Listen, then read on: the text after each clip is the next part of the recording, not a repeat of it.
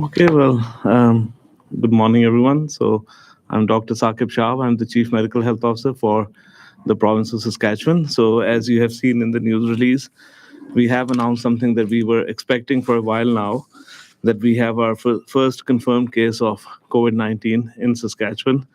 As you know, for several weeks, we have been diligently asking travelers to, when they come, to self-monitor the symptoms, to self-isolate, to contact HealthLine or the healthcare provider if they have fever, cough. And so in this instance, it was a person who had traveled from Egypt. Egypt is one of the several countries listed on the WHO website that is showing community transmission. The individual developed symptoms on March 9th after arrival in Canada and was tested and found to be positive. That result was announced this morning. The individual is comfortable isolating at home, like the majority of cases in Canada. The individual has had very little contact with anyone else apart from one person in the house. So public health is diligently following up with the individual, their movements while in Canada and in Saskatchewan to see if there's any contacts that need to be informed to self-monitor themselves. And the main message for this particular instance is that the general public does not need to be concerned. Public health will contact anyone who needs to be aware. In terms of our risk assessment, we've been saying for some time now that with several cases in Canada being reported due to travel, we were expecting to see a case at some point.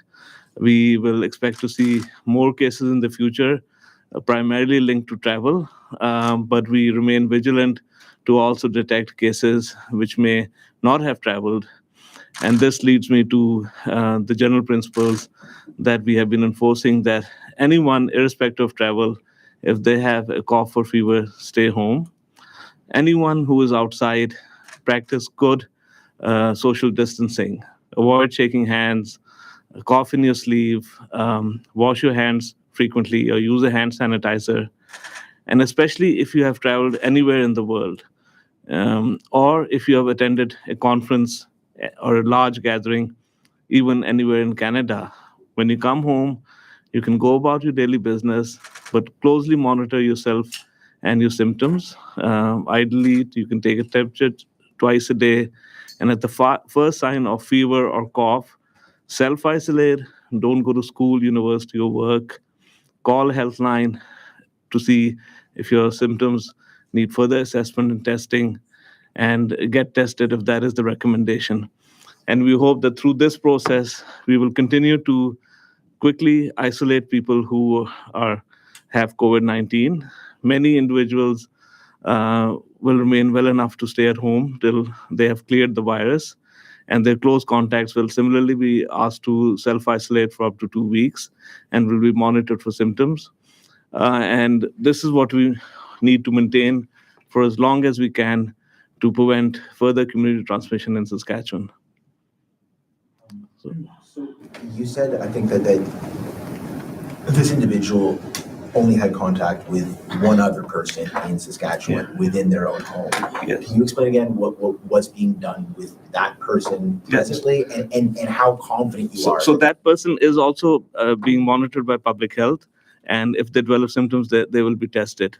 But I think that is a really important point, that all travelers are already aware now that they are to self-monitor their symptoms and immediately isolate, which includes going home from school or work if they develop any symptoms, especially after travel and especially after attending a large event or a large gathering anywhere in Canada also. Did the person travel in an ambulance or go to the hospital? I'm not aware of those details, but it was testing was done in a primary care setting. And that is what we want. We want most people who have traveled, they have mild symptoms, they're otherwise well. We want them to call HealthLine, In many cases, testing can be done in the home. In some cases, testing is done in a way that the person is asked to call ahead to the primary care office so that you don't sit in a waiting room. And obviously, if someone is very unwell, then testing can be done as part of other care in a hospital setting. In this case, the testing was done in primary care. But I think that is an important point. And as we expect to see more travelers with symptoms who require testing, all options are being considered, including setting up in some of the larger centers, assessment sites where you can go directly after talking to HealthLine for assessment and testing in a very streamlined way. Can you share that primary care facility? No, that information should not be shared. That's confidential information both for the person and also for the care providers. But I have to, reiterate that we have now done 285 tests in Saskatchewan, one presumptive positive, 263 negative, 22 results pending. So the same process is followed every time. And we will occasionally see positive cases, and public health follow-up will happen in every case that's positive. So this will not be an uncommon event, and it needs to just flow in a streamlined way. But I think the main thing is that it's up to all of us to do two things. One is practice social distancing, and second is to seek testing and assessment if we develop symptoms. I think that is the main message for all of us going forwards. Can you clarify the gender of the first presented case, man, woman? It is not really useful for public health purposes, but we generally try to avoid that. And we have to be mindful that we are talking about individuals. In this case, the individual arrived in Saskatoon. In future, there may be individuals in small communities. And we'll have to be very mindful about even naming if individuals test positive in future from small communities. I think we do need to protect from our side privacy and confidentiality of people who have traveled and have tested positive. And that will be in future, there'll be very limited personal details given. But in this case, we did mention the country of travel was Egypt. That's important. But we have to remember that in Canada now, importations have happened from many countries in Canada, from the US, from several of the high-risk countries, but also from many other countries in Europe, not just Italy, but other European countries, from other countries throughout the world. And I think we need to keep that in mind, that we need to treat people who develop symptoms very respectfully, protect their confidentiality, and at the same time, really encourage people to present in a way that they feel comfortable, that they will be assessed in a respectful way. They will be able to manage at home with supports by public health and family and friends. And that is going to be the way going forward. Why is your message to travelers to self-monitor, and then if you present symptoms, go seek testing and self-isolate? Why is the message not travelers, make sure that you self-isolate regardless of any symptoms? Yeah. So that's a really important point. And travelers who travel from countries with the highest level of risk, and those are level 3. Currently, they are China, especially Hubei province, Iran, and Italy. They are given direction by federal border services on arrival to Canada to self-isolate for 2 weeks and to call if they develop symptoms, to call HealthLine if they develop symptoms. That is also the direction for close contacts. If a case presents with fever and there are other people who are living in the household with that person, close contacts, their direction is also to self-isolate because they are at the highest risk of developing infection. But there are thousands of people who come after traveling from abroad. There are thousands of people who attend conferences or large gatherings. It is not practical for them to self-isolate for 2 weeks. We also know through studies now done on tens of thousands of cases in China and Italy and other places that transmission happens through close contact, not airborne. And transmission happens when people are symptomatic. People may have very mild symptoms. You may have a dry cough, a slight fever, which you didn't measure. And that's where transmission can happen. And that's why we say the self-monitoring has to be very precise. recommend having a thermometer. We have a information sheet on self-monitoring on the website that has actually a table with 14 days that you should record your temperature morning and evening and monitor other symptoms. And so that's for self-monitoring. And once the 14 days are over, you're fine. That's good. You don't have to call anyone. You're free to go about your business. And then if you need to self-isolate, we have another information sheet on the website that tells you what that means in the house for you, what that means for others in the house, and so forth. But self-monitoring, while it's not self-isolation, we do recommend that you don't go to large gatherings for the 2-week period. And if you do happen to find yourself in a room with lots of people and you feel unwell, leave. Don't stay on. I think those are some additional recommendations that will minimize exposures to others as much as feasible. Doctor, you said you had 2 pending cases yesterday. I assume that one has been confirmed. I'm sorry? Yesterday you said you had 2 pending test results. So today, for example, we have 285 people tested, 22 pending, 263 confirmed negative, and 1 presumptive positive. So this information is updated on our website. So 301 total tests. So all that pending means is that it takes from 1 to 3 days to get the test results. So that's all it means. It doesn't mean anything more than that. I'll go here and then there. Why does the test need to be sent to Winnipeg to be confirmed? And does that pose a problem with the length that it takes to confirm these things? So initially, 5-6 weeks ago, all tests were going to Winnipeg. Now, over the last 3 weeks, all tests are done at Roy Romanow Provincial Lab. Because we are just now getting to see positive cases, we still send them to Winnipeg as an extra check. But we fully expect that all tests that are presumptive positive will be confirmed positive because the lab is very confident that they have established a platform that is, similar to the Winnipeg platform. But for the first few tests that are positive, we will always seek confirmation. And then over time, we will be testing independently, like in BC and Ontario. Alberta this morning. So I saw you.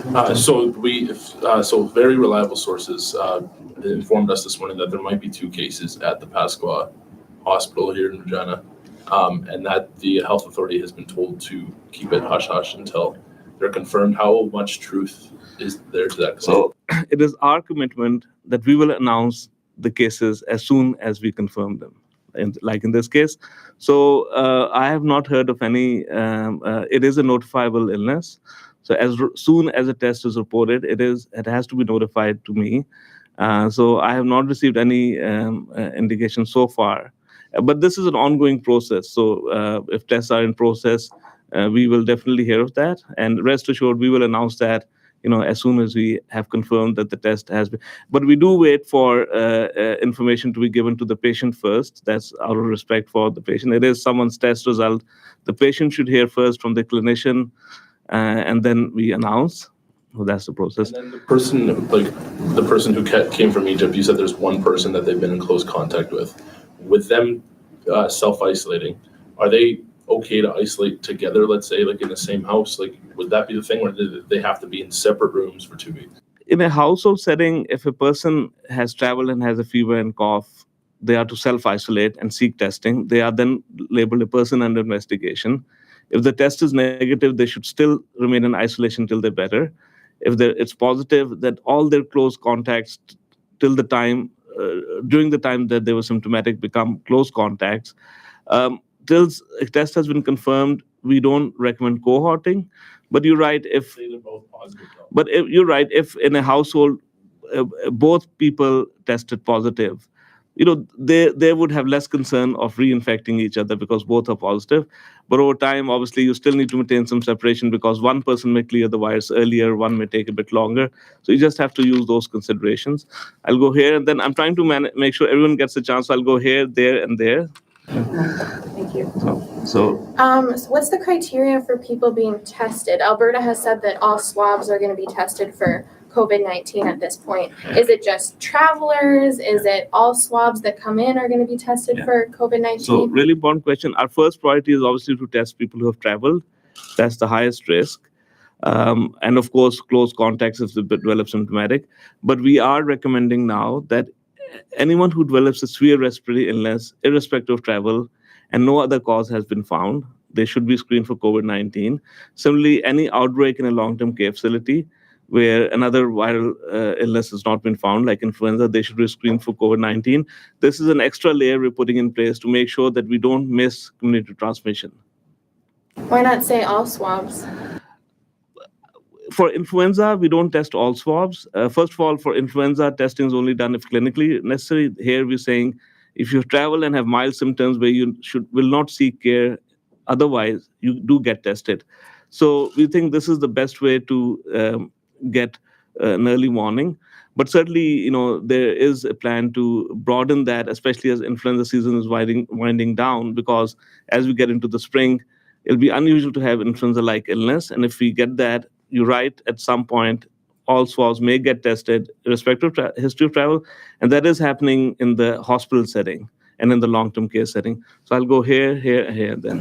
What happens for people who don't have health cards? Do they have to pay out of pocket? Yeah. And also in regards to the 811 line, is it backlogged and Yeah. is it because of testing? It's a really important question. And right now, because this is a public health issue, there is no restriction on testing, irrespective of your status. You may have a Saskatchewan health card, you may have a health card from another country, you may be visiting as a student or a visitor. It does not matter. The testing will be done irrespective.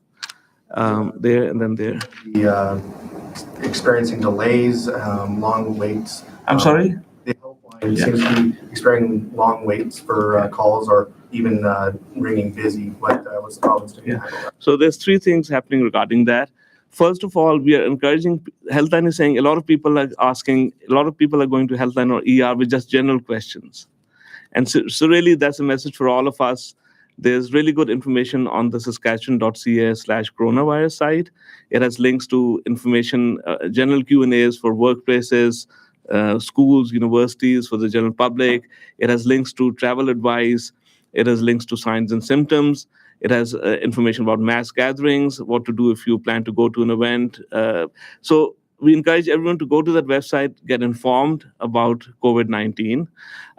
If you have general questions, that should answer most of your questions. If you have symptoms related to travel or otherwise, that's when you should call HealthLine. HealthLine is also expanding their capacity and also streamlining the calls. They are trying to triage calls so that if you call, they'll say, is it related to concerns about COVID-19? Have you traveled and have symptoms? Then you go to a certain group of professionals who will then streamline your assessment, and other callers will go to another stream. So they are streamlining.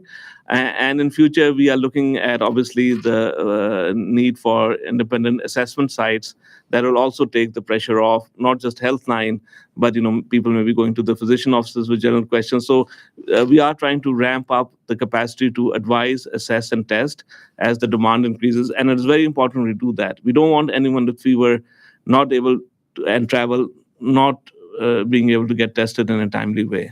If it rings busy, though, should people keep calling? At the moment, we do advise to wait. I was informed that the wait was as long as 20 minutes, but there were some people who had hung up. So I hope people can then call again at a time which may be less busy. But I will make a note to HealthLine to maybe give some advice about what are less busy times, and maybe that would be something that could be helpful. Up there, please. I had the same question about the 811 backlog. So are you saying basically in what ways are you expanding capacity? Yeah. Are more people going to be taking those calls? Because we are hearing that the waits could be up to an hour. Some people are. So there's kind of three levels of that. One, that they are saying that a lot of people are calling with general questions. So, I don't think that's appropriate use of HealthLine. I think people should really go to the website and look up the information, read up, and it's not a good use of HealthLine time to answer general questions. Secondly, HealthLine is trying to streamline and triage calls so that calls related to travel and symptoms will go to a small group to just make that process flow quickly. And then the assessment centers, as they're set up, they will also streamline the process so that it's still to be decided whether they will be referred through HealthLine or would be able to go directly. But that will also, because a lot of the time the HealthLine will then work with public health or with the primary care practice to figure out where a person should go. And that takes a lot of time and back and forth. We're just trying to streamline that process as well. So I want to make sure I'm not missing anyone. So I'll just. Website URL. I'm not sure if you. Sorry. What's the website URL? I'm not sure if you So mentioned it's it. saskatchewan.ca/coronavirus, and I think it's maybe on the news release. It is at the end of the news release. So here, and here. So Just to come back to this first case, could you explain when this person returned to Saskatchewan from Egypt, and further whether they visited any communities besides Saskatoon? the information we have is that travel was back on March 6th. Testing was done on March 9th. Public Health is reviewing the case history in detail to confirm whether there were symptoms during travel and what were the activities. But our information to date suggests that, like many travelers, they were very aware of the need to self-monitor and self-isolate, and there was minimum contact with anyone outside of their home while symptomatic. But were they in any other communities besides Saskatoon? I do not have that information, and my initial answer would be no. So when it comes to the 2-week isolation, and you are showing high fevers for all 14 days, or all 13 days, and then the 14th day, you're finally fine. Are you okay to go to work the next day, or should you take another couple days? Yeah. So most people who have COVID-19 present within the first 8 days. The 14 days is the outer limit. So if you've come home today, you monitor yourself for the 14 days. If you have no symptoms after 14 days, it's unlikely that you have COVID-19. If you develop like fever and cough on the 15th or 16th day, COVID-19 is unlikely. You can still seek advice if you have concerns, but it's unlikely. Most people actually present in the first 8 to 9 days. If you develop a fever, you should really seek advice as soon as you develop a fever. If it's not COVID-19, you do what you do with any respiratory illness, stay home till you're better. If it is COVID-19, then your period of isolation is determined by your clinical course. Most people recover at home. In some cases, it may take 1 week, 2 weeks. But if you test positive COVID-19, then currently the advice is once the symptoms have settled, you do need to be retested to make sure the test is now negative before you can go back to school and work. So should it be 14 days from the positive result? Like if you do, let's say during that isolation, you get tested and you find yourself positive, should there be another 14 days added on to that? So if you don't have symptoms, the period of self-isolation or self-monitoring is 14 days. If you test positive, you are followed up regularly by public health and your healthcare provider. In some people, the symptoms may settle in a week and you get another test, which if it's negative, you're free to go about your daily work. In some cases, it may take 2 or 3 weeks. What we've seen with other cases in Canada, that people have cleared the virus, but it takes varying amounts of time, not just 14 days. Quebec is thinking right now about having a 2-week mandatory isolation for anyone that's from the state that goes on an international trip. Do we expect some type of policy here of the same way? So I have not seen that advisory yet. But at the moment, the 2-week mandatory self-isolation by the public health agency was only for people who are coming from those 3 countries I mentioned earlier, China, Italy, and Iran, and also people who are returning, obviously, from cruise ships that have had outbreaks. So that's either isolation at home or at Trenton. That's in a federally monitored setting. But obviously, this is a dynamic situation, and we have to balance the inconvenience of saying everyone who travels has to stay home for 2 weeks versus the risk, which really is when you develop symptoms. But obviously, we'll continue to examine this situation and advise accordingly. Me? Yeah. What time and date did you exactly find out the presumptive test results? The investigation was completed yesterday evening, and we confirmed that this morning with our partners, RRPL and other partners. What time was that, just roughly? Well, I was made aware that the test results are being completed late yesterday evening, but then we had discussions late into the night about confirming that the test result is presumptive positive, and in the morning we confirmed that the patient has been informed. Further details about travel are being confirmed, but we do have to make sure that the patient has been informed. We have to check in with the lab again to confirm that everything is what it is. So the patient was in the process of being informed last night then? Yeah, I think the patient was informed late last night. Yeah. We'll get Arthur's question, and then we're going to get Minister Ucker as well. Could you speak to how confident you are that you'll be able to contain this before it begins spreading in the community? And sort of a related question, the federal health minister has suggested that this could affect between 30 and 70% of the Canadian population. Do you share that assessment, and would the numbers be similar for the province? Okay, so there are kind of three separate answers to this, so you'll have to bear with me. Our first aim is to contain, which is what we're doing now. And we want to remain in containment for as long as we can. How long will you remain depends on all of us doing the right thing, which is if you have traveled and have symptoms, you seek advice, you get tested, and you self-monitor 2 weeks and self-isolate once you test positive. That's the first thing. We also want to delay. So what that means is that obviously other close contacts have to self-isolate. We also want to be very mindful of large events and other gatherings where if there's a risk, we want to put in either special precautions about how large events happen or may even consider canceling large events. So all that is to minimize community transmission. So that's, contain and then delay. Mitigation obviously is providing healthcare. Yes, for novel viruses, experts say that over a period of time, most people will get exposed to it. The aim is that everyone shouldn't get exposed in 1 month, because that will put tremendous strain on the healthcare system. And we want to spread the curve and flatten the curve over months to years, because then everything becomes more manageable, providing healthcare in the home, in the primary care setting, hospital, or acute care, all because those are the basic principles. But in this particular case, how confident are you that you've essentially identified the people? We are confident that in this case it has been contained. And for most travel-related cases, when people are themselves very aware to self-monitor and self-isolate if symptomatic and avoid large gatherings, I think those things are really important. It's not a good idea if you come back, you have a cough, to go around shaking hands at work or, go to gatherings. So I think those principles are very important. And if those are followed, we are confident we can continue to contain. But of course, we have seen in many parts of the world where community transmission does get established very quickly. Requires the individual to retest. If you test positive, then you're followed up regularly till your symptoms are better, and then you are retested to make sure you've cleared the virus before you can go back to your daily activities. Are any of the pending tests in serious condition in hospital right now? I'm not aware of those details, but obviously if we have anyone who tests positive and who is hospitalized, we will give that information. From the mic.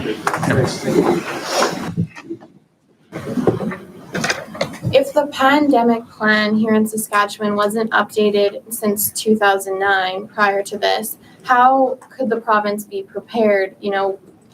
There's so much more things to consider now. We have the SHA being, this big governing body where before it was smaller health regions. Social media is such a big thing now. I think, I think, something like this coming up? I think there's certain things like that. It's easy to pick holes in it, but where it referenced the regional health authority would have responsibility. Clearly, the Saskatchewan Health Authority has responsibility now in those areas. It wouldn't make any sense to me. There's generally emergency plans in place, sort of to cover any emergency, and then they're adapted for specifics. It wouldn't make any sense to me to completely throw out all the work that have been done and start from scratch. So, obviously, officials have been working on making the changes necessary to adapt to this. But is it possible to just tweak a plan that, this outbreak could be, they say, 10 times worse than the flu, 10 times as deadly? How is it just that a tweak could? Well, obviously, we're in uncharted territory. So when I referred to tweaks, I meant things like you were saying about regional health authority versus Saskatchewan Health Authority. We rely on our officials to tell us what we need in these cases, and so that's why we have officials working on the different components of the plan. You saw the framework yesterday, and then there's the various documents that are appendices to that. So, you have to remember this is relatively new. It's been 3 months, Doctor, roughly.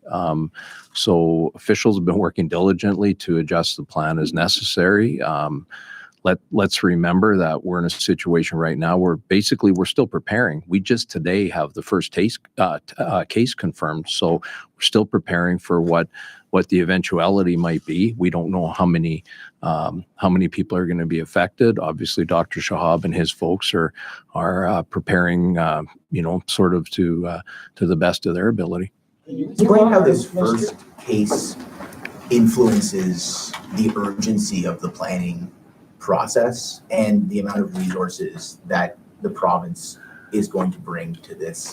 I would say, our officials have been treating this very, very seriously all along. The expectation was that sooner or later we were going to have a case and likely more cases. So they've been working diligently on that. And as far as the resources, that's a very good question.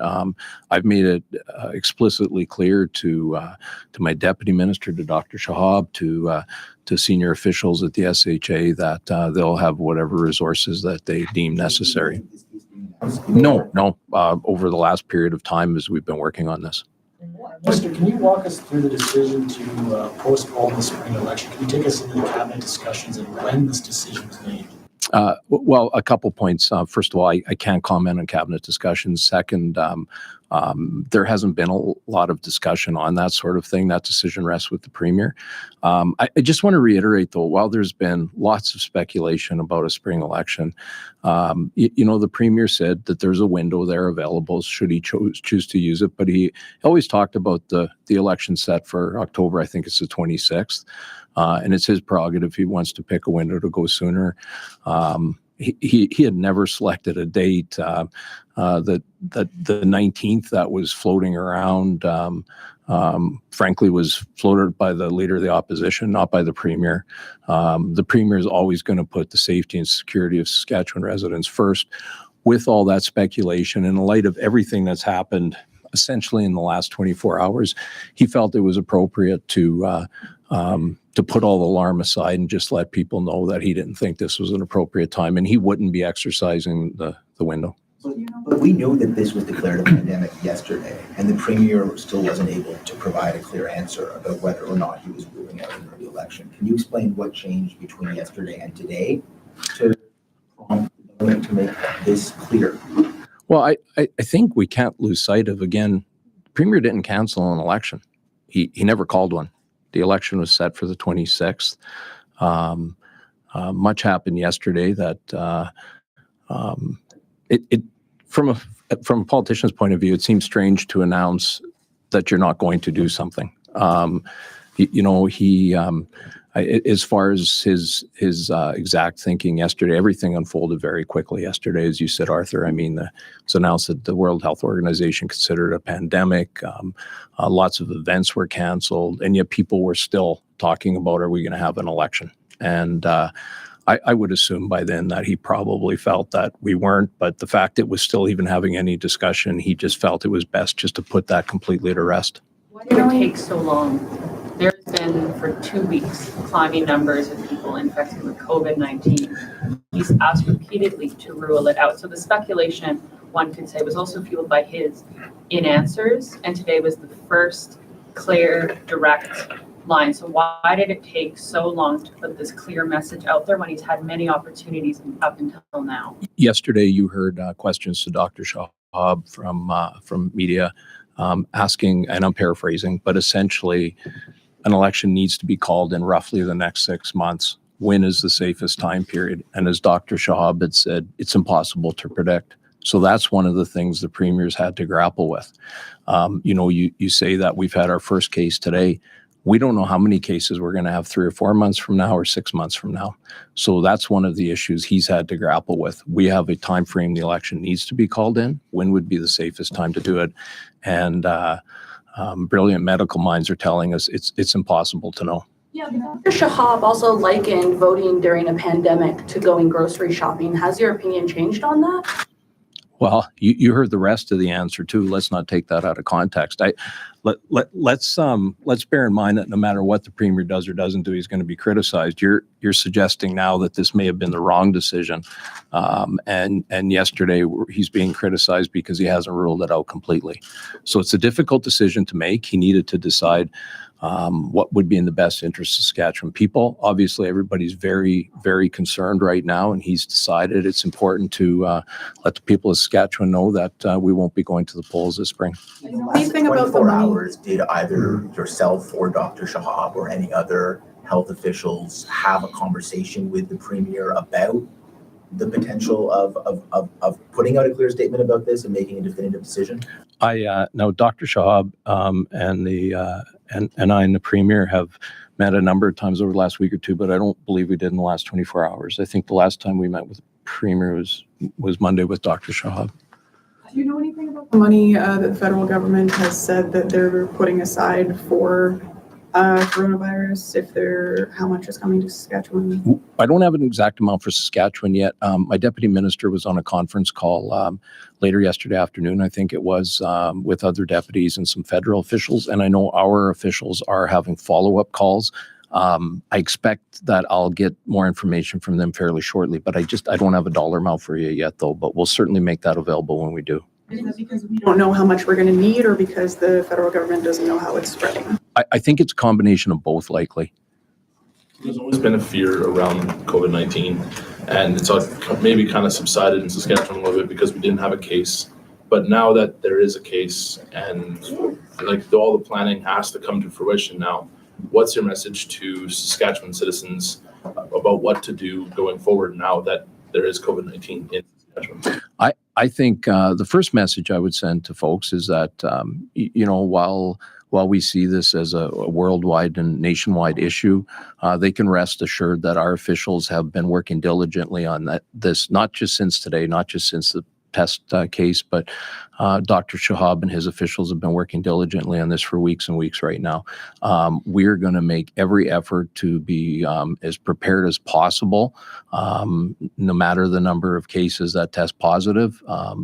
Rest assured that our officials are working to the best of their ability. Dan? Were you informed of the Premier's election decision, and what discussion did you have with him about this? Well, I'm not going to get into private conversations I have with the Premier, but I was first informed this morning. Is there any consideration to postponing the budget? We're continuously, Dr. Shahab and I've had discussions about that because we think it's important the budget go on, but the issue is, of course, there's going to be a crowd gathered in that case. So I think it's fair to say, I don't want to put words in Dr. Shahab's mouth, but that if we do go forward, it'll be with appropriate precautions taken.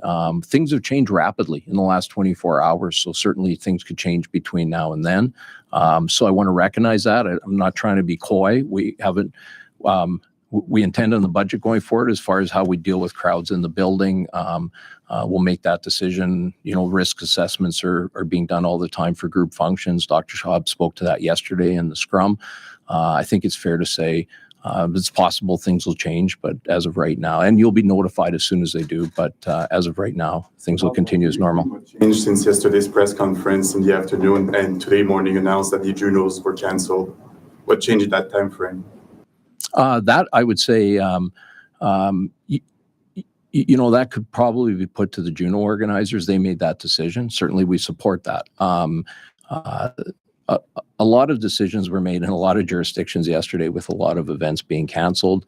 There's a lot of public anxiety over it, and I think they just felt that in light of that, it would be prudent to not take any risks, any level of risk, and to cancel the event. In it a little bit, it's like 1 or 2 days before it starts. I think it is absolutely it's last minute, but again, this issue changes not only by the day, it changes by the hour. How much say did the government have in the cancellation? There was definitely discussions. I know Minister Mikowski had some discussions with the organizers. I didn't, but I know he did.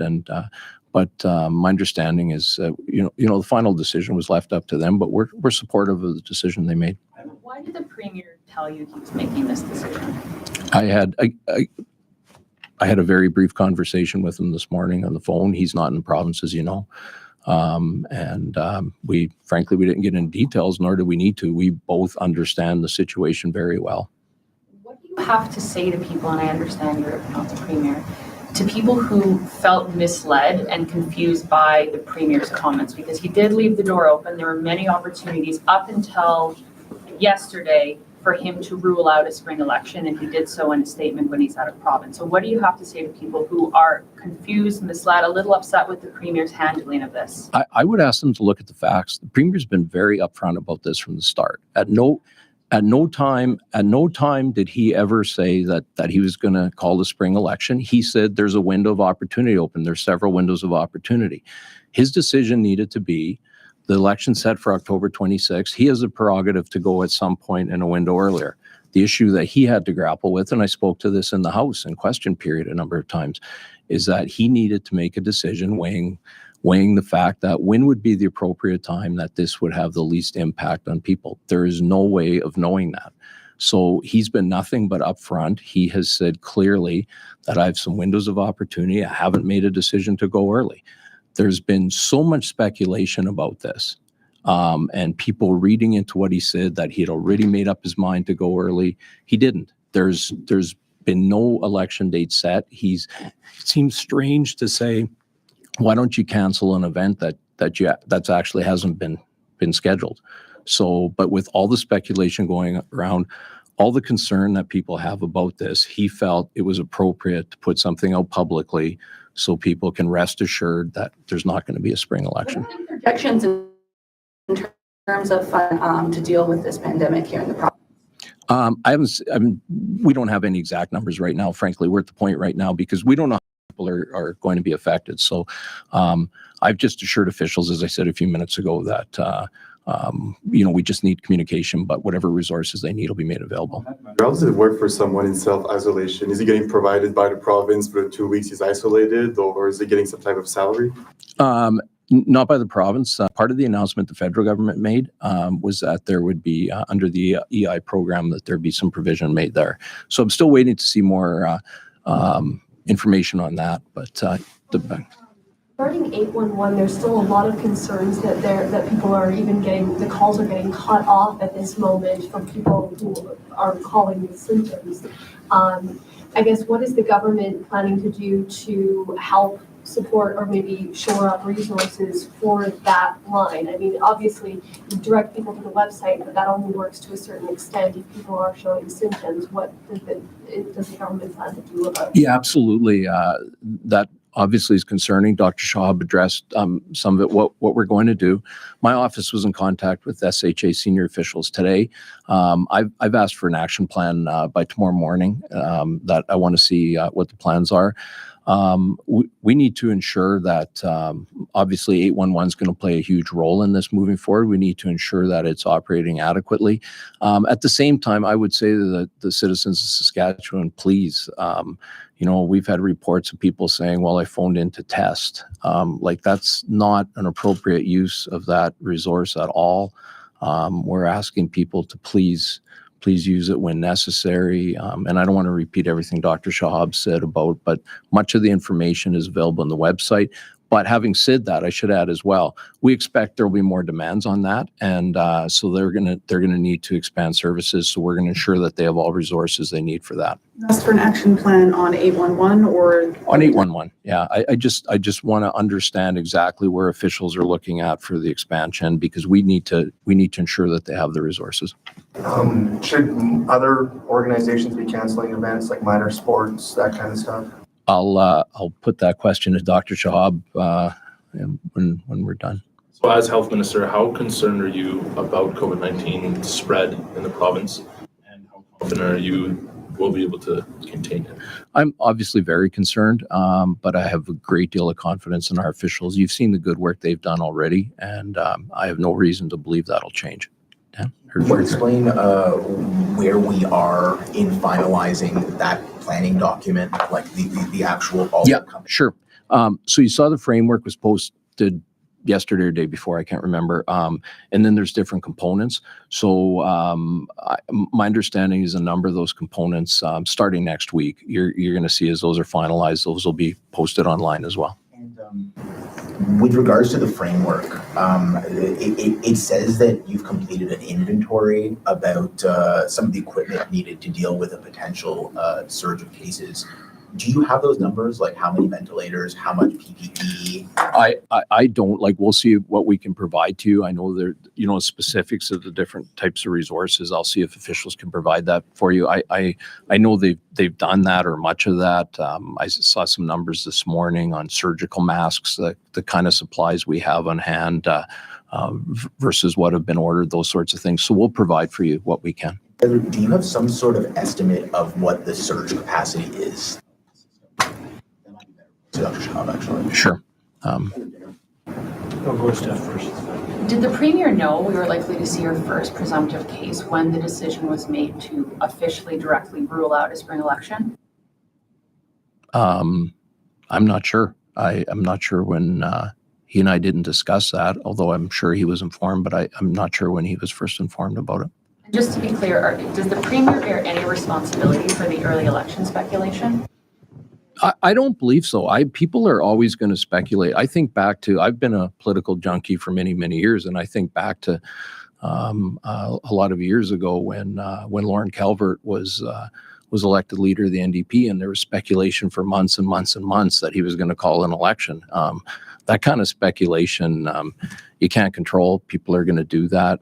I think the Premier was very forthright with the situation where he said he has a few windows between now and then, and he'd consider it. And he wants people to put the speculation to bed. So he's clearly indicated that that's not going to happen. Saskatchewan Federation of Labour is calling on the provincial government to quickly adopt a law for paid sick days. What's your opinion on that?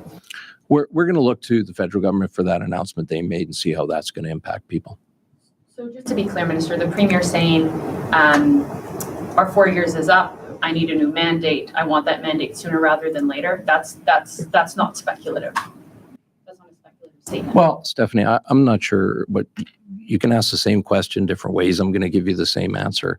You on the record would not consider that a speculative statement the Premier made. He had a number of windows open to him, and that's what he stated, that he has those windows open. He's clearly said that a number of times that it's set for October 26th, although he had the prerogative of going early.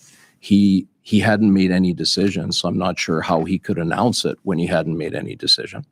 And now, in light of everything that's changed, he felt it was appropriate to clarify it so that the speculation hopefully will stop.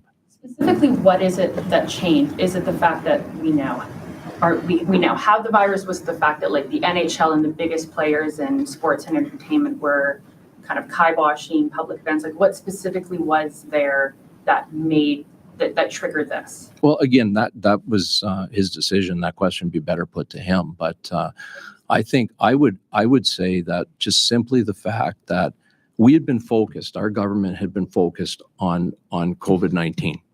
And yet at the same time that we're trying to take precautions, get messages out to the public, support our officials, at the same time, the speculation about an election continued. It's raised every single day in question period. And I think he just felt it's time to just be incredibly clear saying it's not happening. Creating a committee? What's that? I think we're good. Sure. Sorry. It was just in regards to the committee that came up, the NDP, they want to create a committee to kind of deal with this issue. Are you interested in that, or is it necessary? Well, obviously government's role is to support our officials to do the work. There's a number of varying levels of officials, different committees that work right now. The Premier may look at some type of committee structure if he deems it appropriate. But, my understanding was Leader of the Opposition. I'll just be frank. It's hard to take it seriously to say we'll have a nonpartisan committee to work on this. At the same time, he's being incredibly partisan in the statement. So any committee appointments, though, obviously would be the Premier's prerogative. We had a couple that were back for Dr. Shahab. Yeah, I just wanted to ask. Sure. I just have one more for you. I'm just wondering if you can say how worried should Saskatchewan people be about this? I would say, obviously, they should be diligent. They should follow the suggestions that have been made with social distancing and handshaking and washing hands. They should do all those things. But I think if people do those things, they can rest assured that our officials are working diligently to protect them. For that one for Dr. Shahab. Yeah, so we'll just wait for the mic there. So yeah, I was just wondering if, first of all, you had those numbers that I was asking before about the equipment, and secondly, what the surge capacity of the system is to deal with an influx of COVID cases that would arise. We'll have to get back to you. I don't have those. There's a question on mass gatherings and the surge capacity. So I think social distancing and the role of broader public health measures and the surge capacity are all interlinked. Because, as we said, if we accept that 30 to 70% of people will get COVID-19, we already know the percentages by age group who require various levels of care. 80% are fine staying at home. 15% require a high level of care for a few weeks, and 5% require ICU care. And we've starting to do projections and modeling by age group, because we also know that younger adults don't get as serious illness as older adults. So with that, all those projections in mind, the surge capacity will be significant if everyone was to get exposed within a short period of time. But it would be manageable if you could flatten the curve. And how you flatten the curve is with all the things we discussed, quick testing and containment of every case, quick quarantine of close contacts. But then if we start seeing community transmission, like we discussed yesterday, we need to be ready to take some tough decisions about, we are not there yet, but we need to be clear that if and when the time comes, we need to be able to take some tough decisions, which means that everyone in a particular area with community transmission, you have to stay home unless you are providing essential services, healthcare, water treatment, utilities. Those are the only people going to work. Everyone else stays home for 2 weeks, 4 weeks till this has, cleared through the community. You would be able to go out if you're asymptomatic to, shop for groceries and those kind of things. And we've seen that being put in place in China, in Italy. Those are very significant decisions. Those will not be taken lightly. But we have to be clear that if those actions do show impact, and we're getting some early data from Singapore and China and Italy, we still have to see. But we are getting that some of those interventions will have a significant impact on people's daily lives, can have some impact on flattening the curve. And then that has a direct impact on the surge capacity, because, and this has been said many times in the past, most hospitals are supposed to have a surge capacity of 15%. During flu season, sometimes they're at 100, 110%. That kind of flattens out a bit when flu season is over. But the estimates suggest that, if this is 5 to 10 times more severe than influenza, obviously if it comes all at once, the surge capacity cannot be met. But then you plan for the worst case scenario, but you don't wait for that demand to go to that level. You have to put in community interventions to prevent that surge happening early. And I think we all need to start thinking about how we will deal with that, which really has to be that we remain calm and accept those decisions. So again, we may never have to apply them, or we may have to apply them only in a few selected parts of the province or more broadly.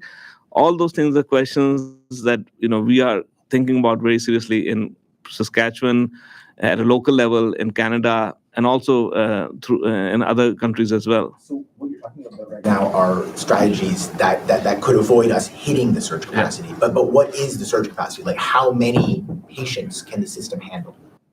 So the surge capacity, you have a certain number of acute care beds, but then you plan how can you deploy additional acute care beds.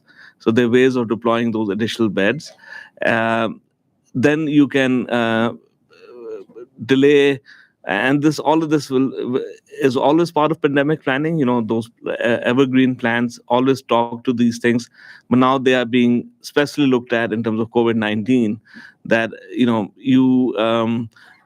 can always deploy more acute care beds by creating extra beds or bring them into service, but with staffing. You can change how staffing is provided, like you can have cohorting of patients with COVID-19 in one ward versus other patients in other wards, so that makes care more efficient. You can also, and that is not taken early on, but then if required, you can also cancel elective procedures that frees up significant space in acute care beds and also ICU beds. So those are all the planning assumptions that can increase surge capacity significantly, but with some impact on other things. It interrupts business continuity in terms of routine surgeries, and that then becomes a backlog that has to be met as well. So I think those variables need to be looked at. But I agree that when we look at Italy, their surge capacity has been, they're at peak surge. And we really need to understand from our the Italian experience and from other countries how we can, as much as possible, try to flatten that curve. But that requires significant societal interventions that we all need to then accept, which could be staying home for 2 weeks, 4 weeks, not going to school or work, just being able to go out and do your essential shopping. So I think that's things we all need to start thinking about. Okay, thanks, everybody. Thanks, Matt. Thanks, Good. Dr. Shaw. Thank you, Dr. Shaw.